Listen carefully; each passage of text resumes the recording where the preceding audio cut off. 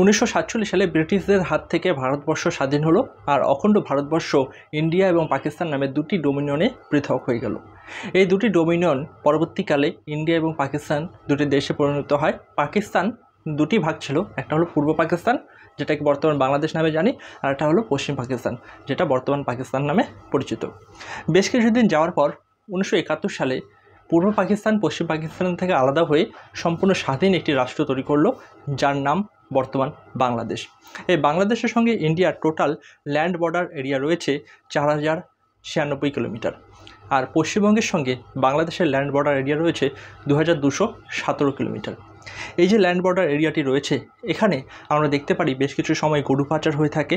এর সঙ্গে সঙ্গে যে বাইক রয়েছে, আমরা কিছুদিন আগে একটা ভিডিও ভাইরাল হয়েছিল, সেখানে আমরা দেখেছি পশ্চিমবঙ্গ রাজ্য সরকারের যে সবুজ সাথী স্কিমের সাইকেলগুলি রয়েছে, সেগুলো কিন্তু বাংলাদেশের বা সেকেন্ড হ্যান্ড মার্কেটে সেখানে কিন্তু বিক্রি হচ্ছে 7,000-8,000 টাকা করে।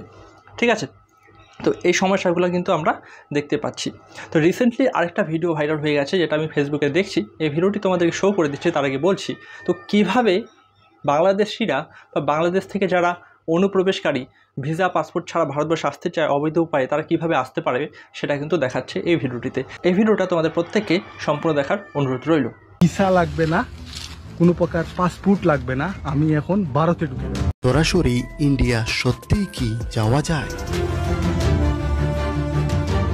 যাওয়া যাবে, যাওয়া সারা পাসপোর্ট ভিসা ছাড়া আপনাদেরকে কি বলবো, চাতক শিল্পনগরী এদিকে আসা যাওয়া করি। পাসপোর্ট ভিসা ছাড়া আপনারা সহজে আসতে পারেন। বাসতলায় এসেই আপনারা সোজা কাঙ্ক্ষিত এই দেখেন 1 2 3 4টা দিয়ে আপনারা ঢুকতে পারেন ডাইরেক্ট ইন্ডিয়া না।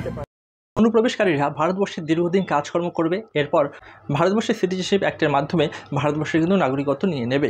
তো এই জিনিসটা মোটেও আমাদের পক্ষে কাম্য নয়। একদিকে আমরা দেখতে পাচ্ছি ভারতবর্ষে বেকারত্বের হার কীভাবে বাড়ছে, দারিদ্রতার হার কীভাবে বাড়ছে, ইনইকুয়ালিটি কীভাবে আছে।